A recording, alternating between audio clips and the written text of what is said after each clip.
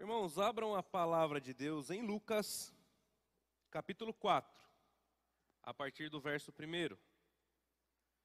Lucas, capítulo 4, a partir do verso 1. Quem achou, diz amém. Então vamos estar lendo a palavra de Deus. Vamos até o versículo 13. Jesus, cheio do Espírito Santo, voltou do Jordão e foi levado pelo Espírito ao deserto, onde durante 40 dias foi tentado pelo diabo. Não comeu nada durante esses dias e, ao fim deles, teve fome. O diabo lhe disse: "Se és o Filho de Deus, manda esta pedra transformar-se em pão." E Jesus respondeu: "Está escrito, nem só de pão viverá o homem." O diabo o levou a um lugar alto e mostrou-lhe num relance todos os reinos do mundo. E lhe disse: "Eu te darei toda a autoridade sobre eles e todo o seu esplendor, porque me foram dados e eu posso dá-lo a quem quiser. Então, se me adorares, tudo será teu." E Jesus respondeu: "Está escrito, adore o Senhor, o seu Deus, e só a ele preste culto." O diabo levou a Jerusalém e colocou-o na parte mais alta do templo e lhe disse: "Se és o Filho de Deus, joga-te daqui para baixo, pois está escrito: Ele dará ordens aos seus anjos a seu respeito, para o guardarem com as suas mãos e o segurarão, para que você não tropece em alguma pedra." Jesus respondeu: "Dito está, não ponha à prova o Senhor, o seu Deus." Tendo terminado todas essas tentações, o diabo deixou até uma ocasião oportuna. Vamos orar? Senhor nosso Deus, nós te agradecemos pela tua palavra, pela tua bendita palavra, Pai. Te agradecemos por todos que estão aqui nesse momento me ouvindo presencialmente ou pela internet, Pai. Eu rogo ao Senhor que a tua palavra venha entrar no coração dessas pessoas, Pai. Que o Senhor me use apenas como uma ferramenta, que de fato eu sou apenas uma ferramenta. E que não venha nada de mim, mas venha do teu Santo Espírito, Pai. Pois as pessoas que estão aqui essa manhã vieram aqui para ouvir a tua palavra e não a minha. Em nome de Jesus eu te agradeço pela tua palavra e por essa igreja. Essa oração que eu faço em nome de Jesus. Amém. Irmãos, todos já sofreram tentações aí? É algo meio comum na vida do cristão. Mas o que são as tentações, de onde elas vêm e quem é o responsável por elas? Esse texto nos diz que as tentações são obras do diabo. As tentações não vêm de Deus. Deus não tenta ninguém. As tentações são obras do nosso inimigo. Afinal, ele existe e ele é real também.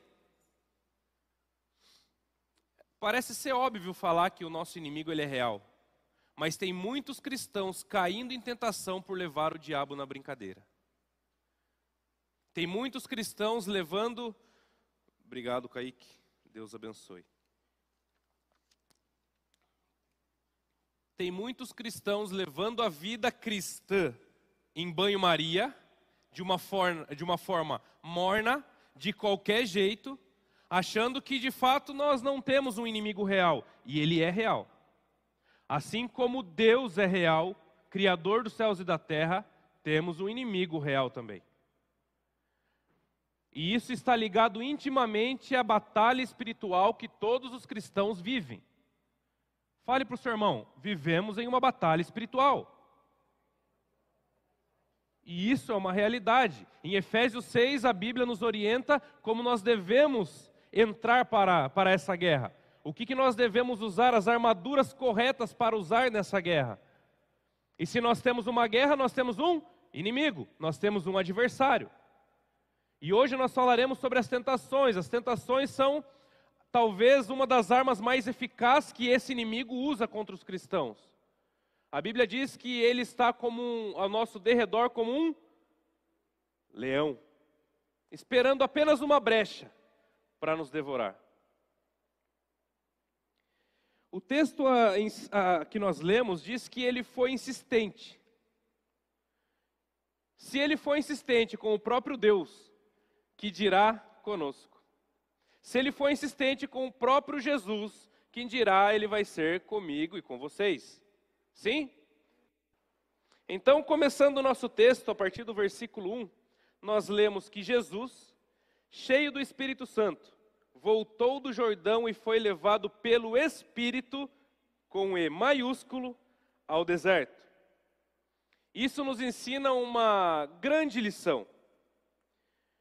Que Deus permite que você passe pelo deserto. Jesus tinha acabado de ser batizado por João Batista. Jesus, como sempre, estava cheio do Espírito Santo. Jesus era perfeito, não tinha pecados. E mesmo assim, ele foi levado pelo Espírito Santo ao deserto. Isso nos mostra que o próprio Deus permite que a gente venha passar pelo deserto. Seja você crente, descrente, rico, pobre, criança, idoso, todos nós, em algum ponto da nossa vida, nós passaremos pelo deserto. E eu sempre digo que maturidade cristã não tem nada a ver com idade. Maturidade cristã tem a ver com você entender as fases que você vive na sua vida. Entendendo que Deus não nos desamparará, como nós já lemos no começo do culto. Jesus foi levado pelo Espírito Santo ao deserto. Esteja preparado, porque quando você estiver no deserto, o inimigo aparecerá para tentar você, assim como fez com Jesus. Então, dada essa introdução, a partir do versículo 2, nós lemos: onde durante 40 dias foi tentado pelo diabo, não comeu nada durante esses dias e ao fim deles teve fome. E o diabo lhe disse: se és o Filho de Deus, manda esta pedra transformar-se em pão. O primeiro ponto que nós vemos é que o diabo ele é insistente e ele é oportunista.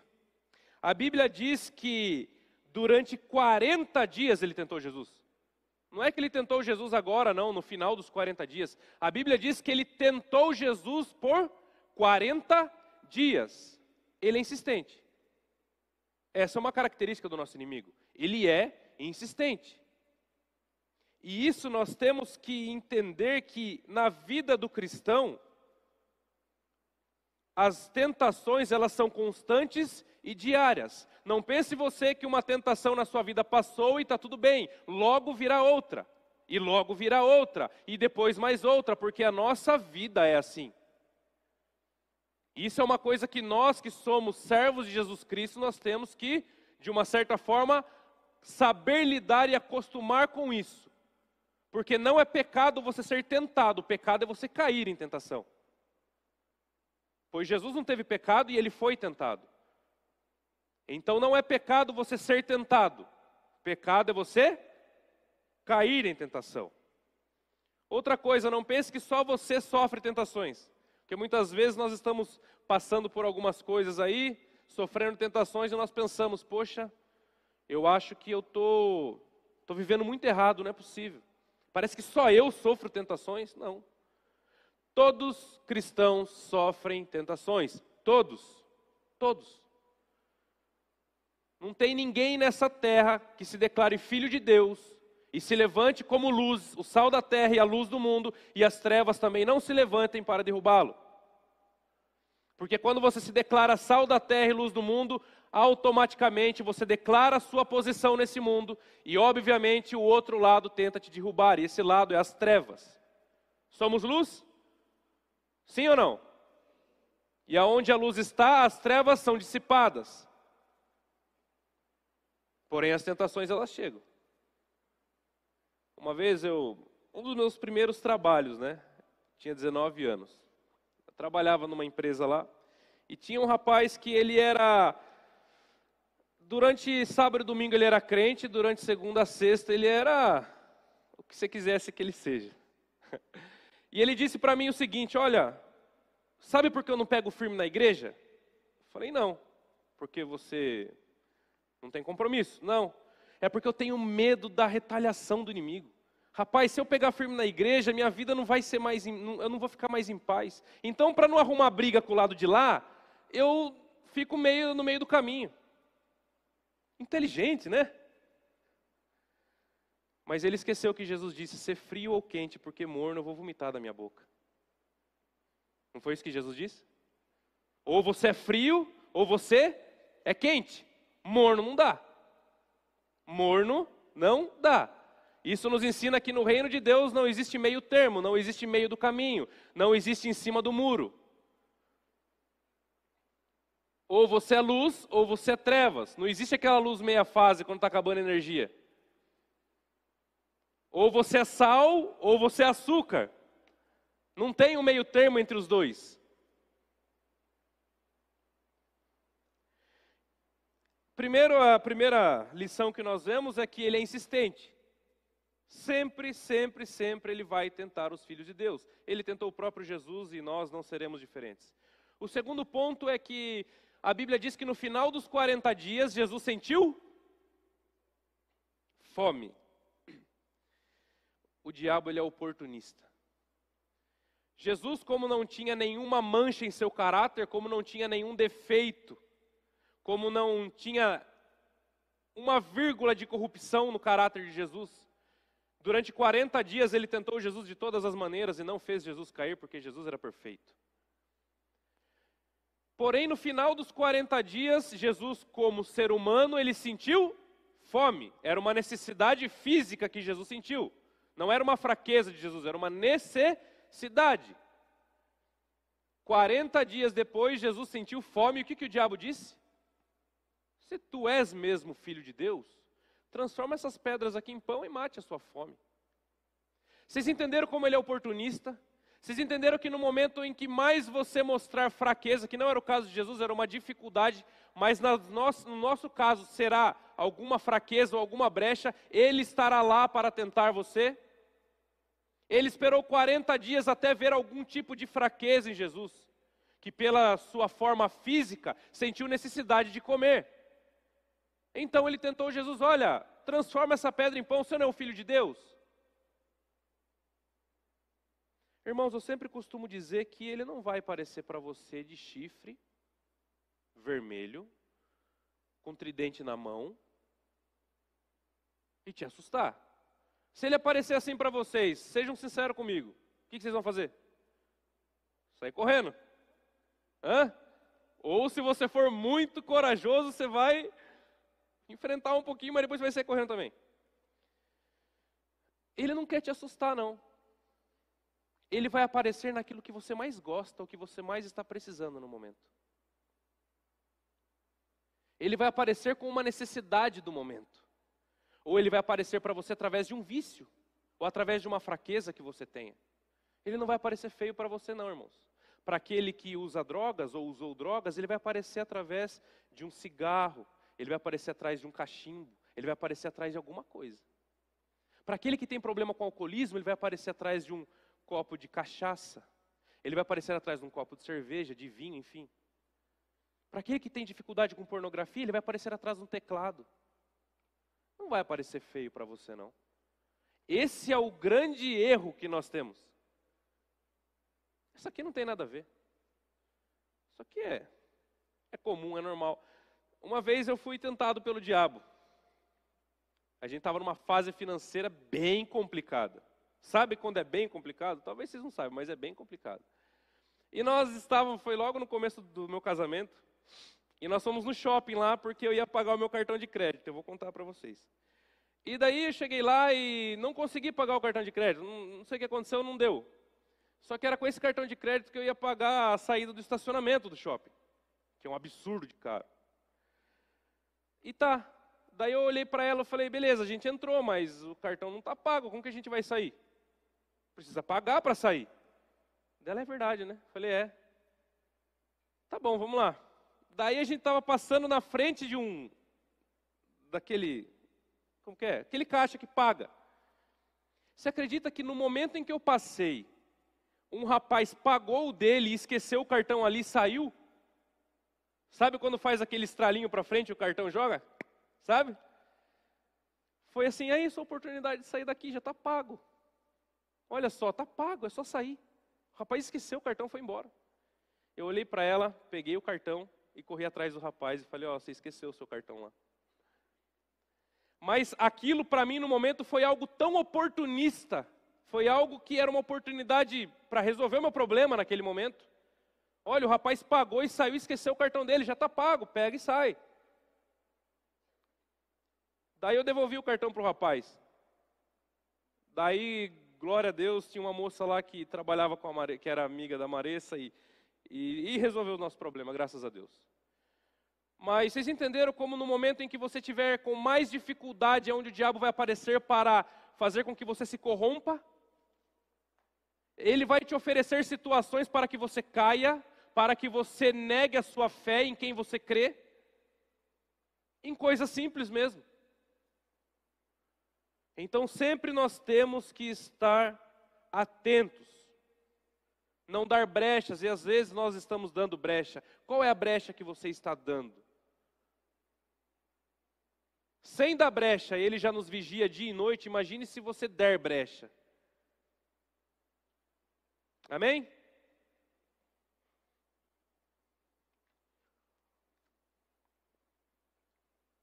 Versículo 4 continua.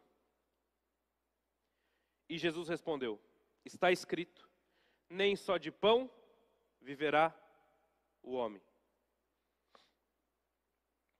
Nós vamos ver outras vezes nesse texto, mas vocês vão reparar que Jesus só responde perante a palavra de Deus.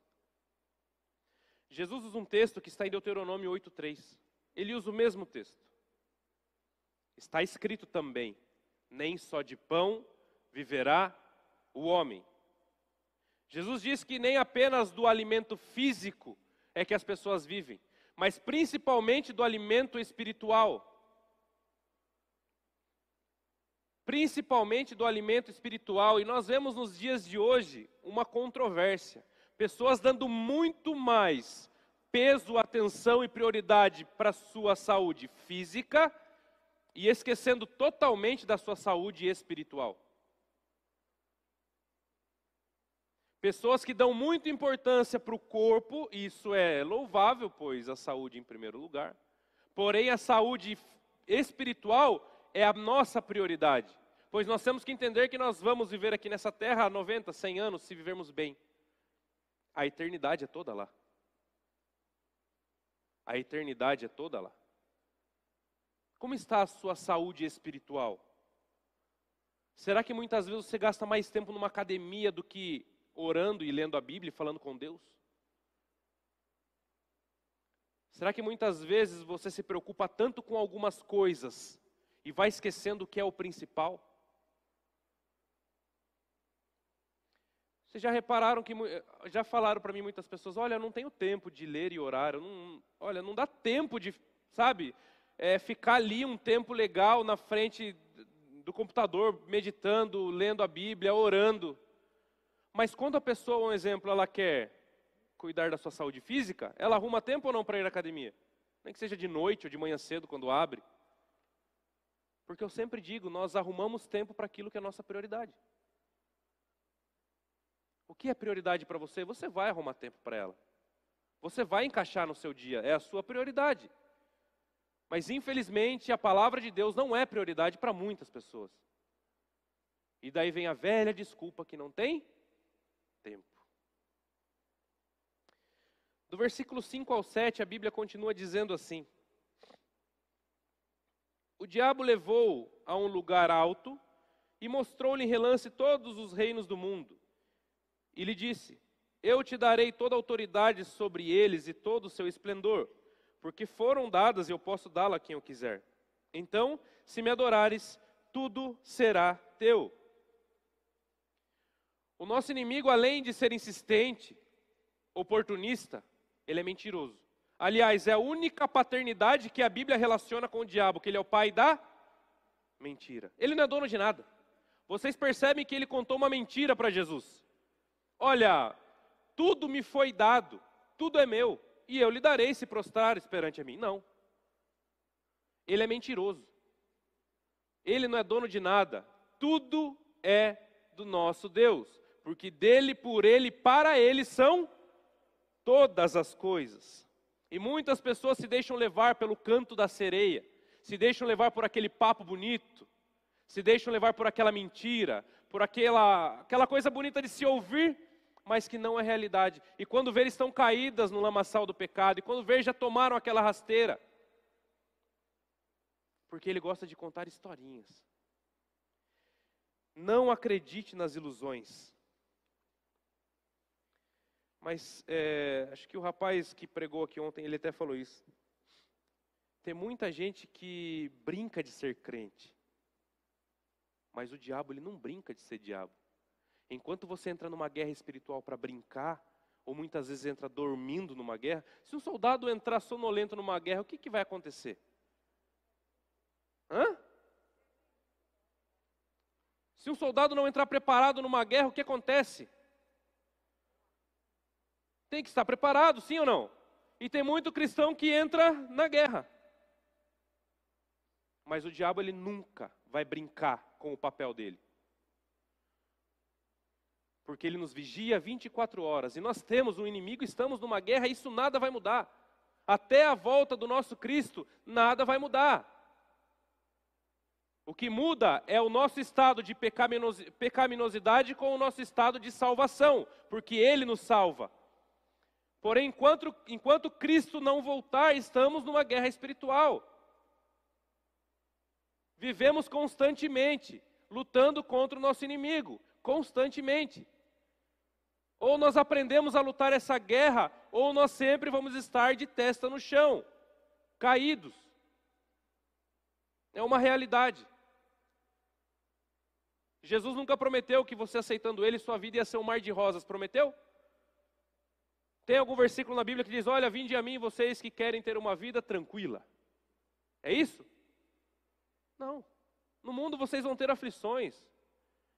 Mas eu venci o mundo. A vitória eu garanto a vocês.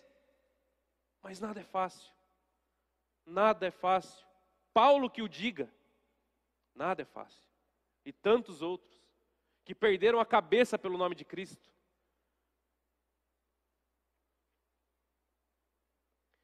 No versículo 8, Jesus responde novamente a esse segundo ponto.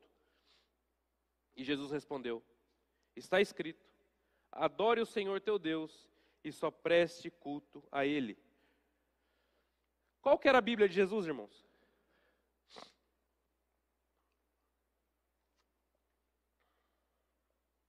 O Antigo Testamento.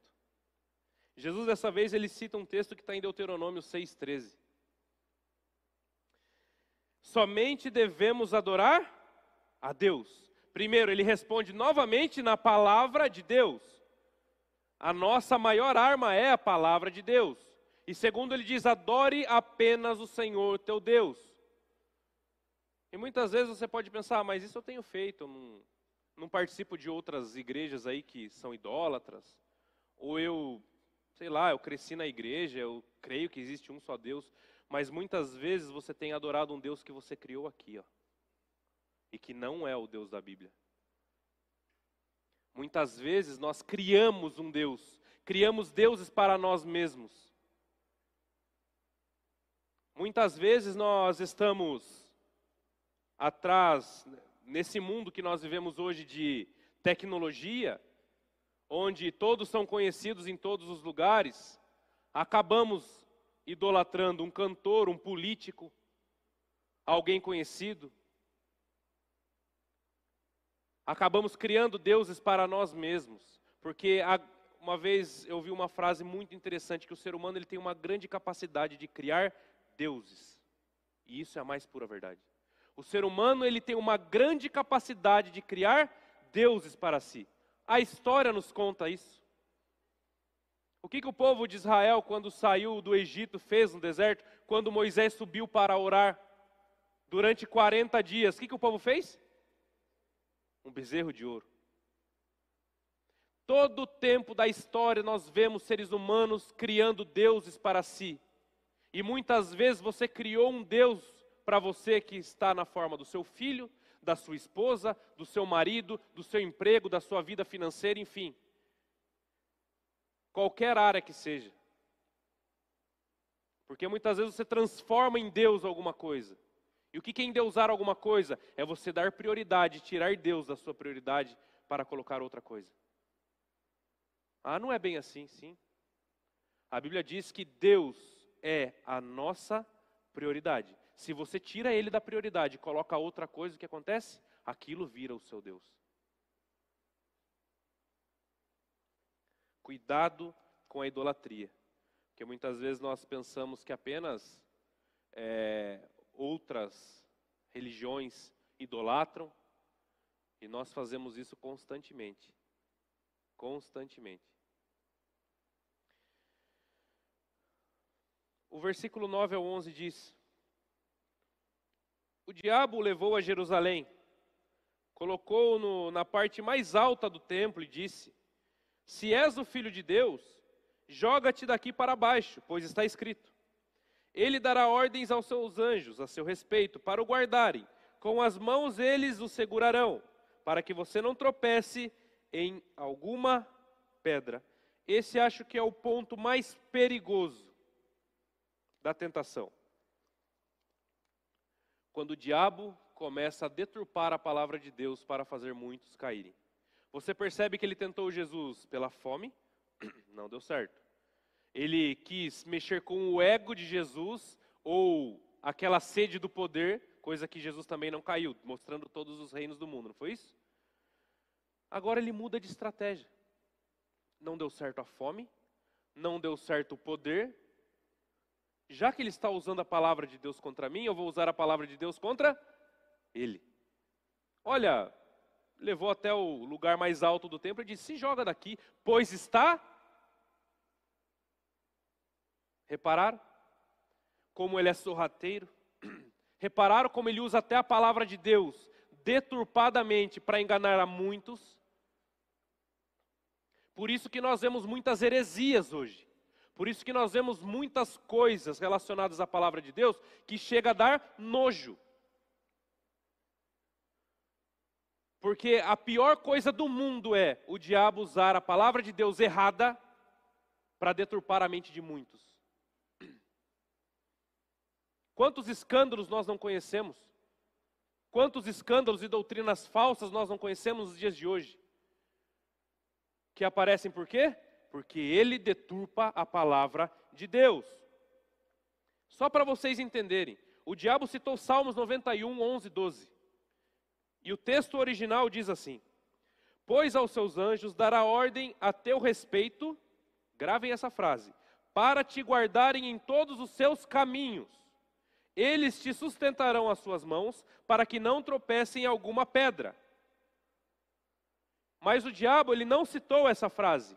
Ele apenas citou: pois aos seus anjos dará ordem ao teu respeito, e eles te sustentarão nas suas mãos, para que não tropecem em alguma pedra. Ele não citou a frase: para te guardarem em todos os seus caminhos. Ele usou um versículo deturpado.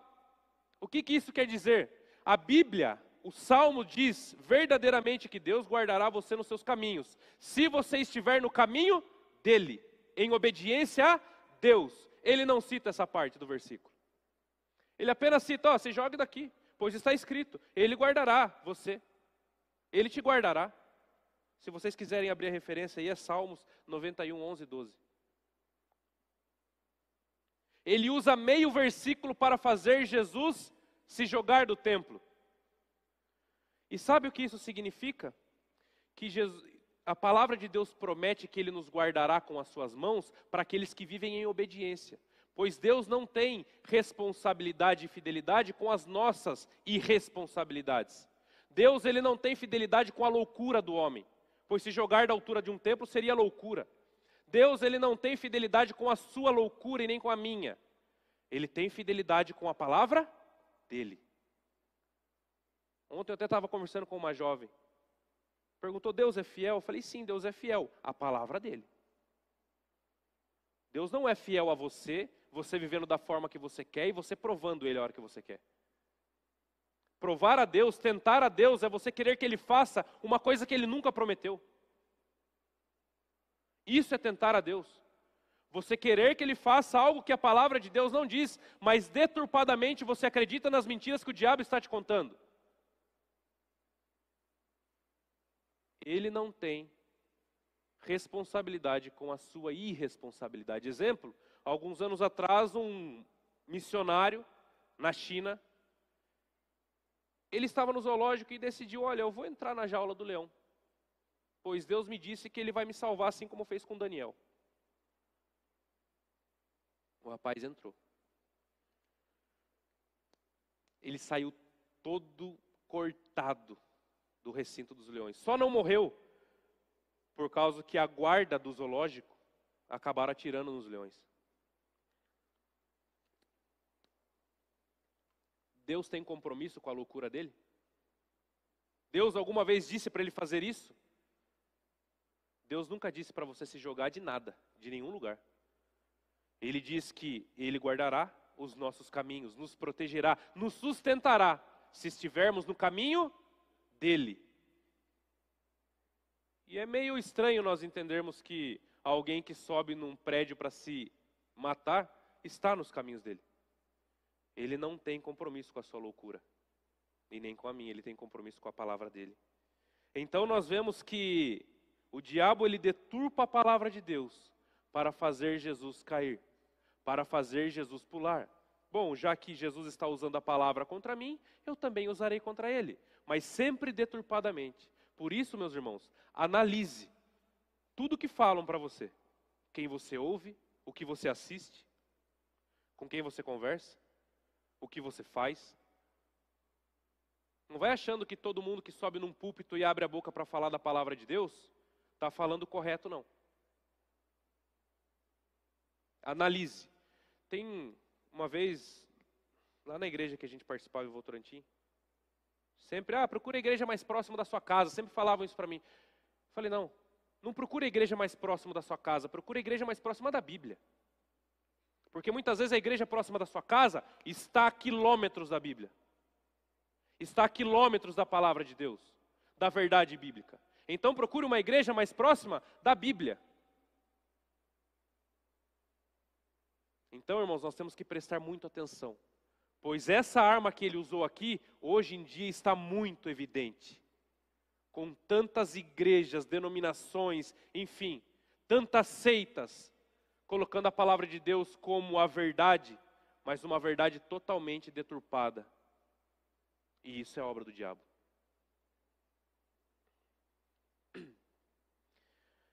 O sétimo ponto aqui, a palavra de Deus é a resposta, no versículo 12. E Jesus respondeu: dito está, não põe à prova o Senhor teu Deus. Tendo terminado todas essas tentações, o diabo deixou até uma ocasião oportuna. Nós conhecemos a palavra de Deus mesmo, irmãos? Nós conhecemos mesmo? Pense aí, qual é o seu conhecimento bíblico? Não estou falando para você fazer teologia, nada disso. Mas qual é o seu conhecimento bíblico? Sabe por quê? Porque quando você estiver no deserto, não vai ter pastor perto de você não para te auxiliar. Quando você estiver no meio do deserto, não vai ter os universitários para te ajudar não. É você e o seu conhecimento. Agora, qual é o conhecimento que nós temos da palavra de Deus? Será que nós sabemos defender a nossa fé? Será que nós sabemos defender a nossa fé quando atacada aí fora? Que será atacada, se não foi, ainda vai ser. Será que você sabe sustentar aquilo que você crê quando as pessoas falam para você parar de pensar assim? Ou que você é um crente quadrado, ou que isso não cabe mais em pleno século 21? Será que você sabe sustentar a sua fé? Ou vai indo, você começa a perder todos os seus argumentos porque você não tem conhecimento da palavra de Deus? A Bíblia diz que o meu povo padece por falta de conhecimento.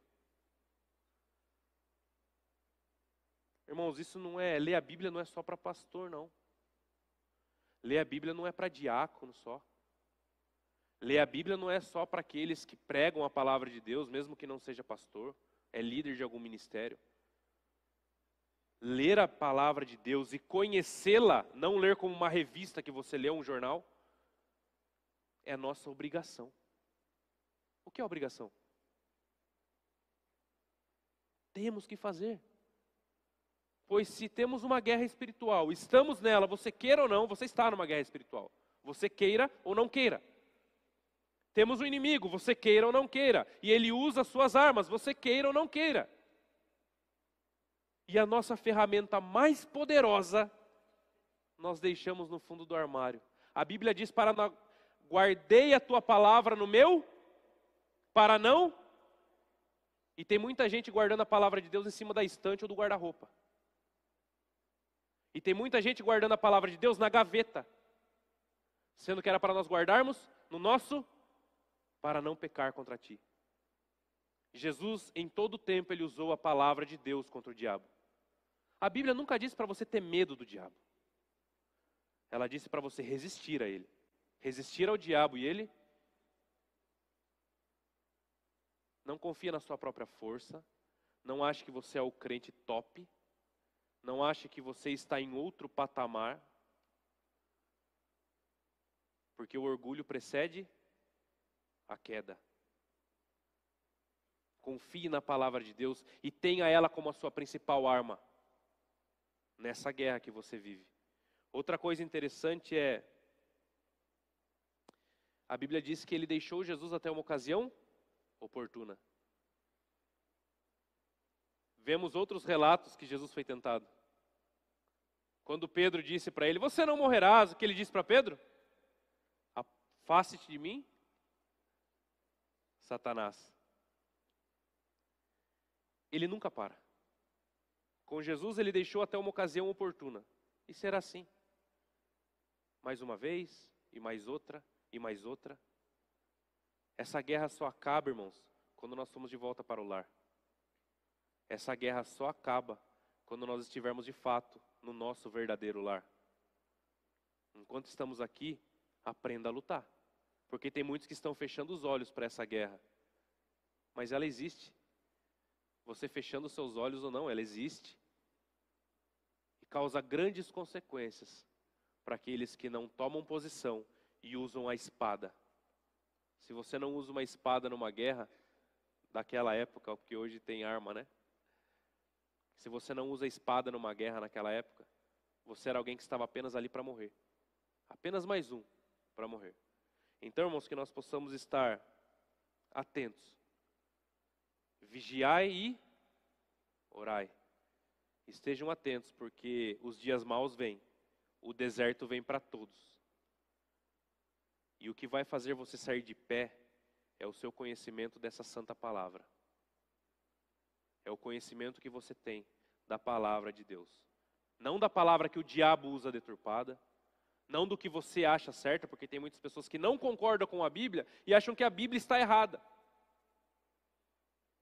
Não. A palavra de Deus, ela é viva e eficaz. Há milênios.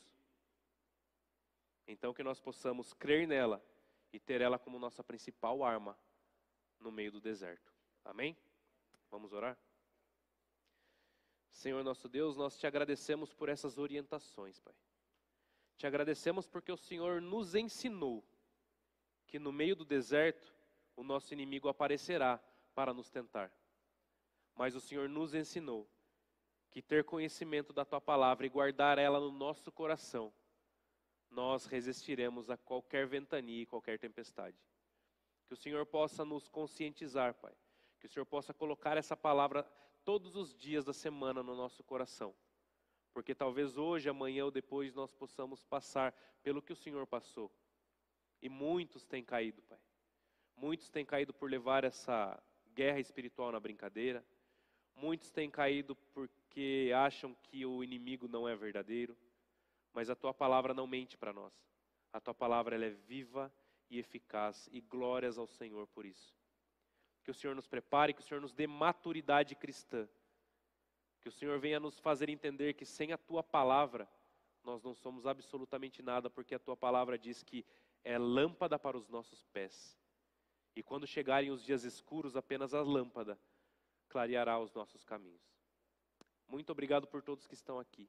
Essa oração que eu faço em nome de Jesus. Amém.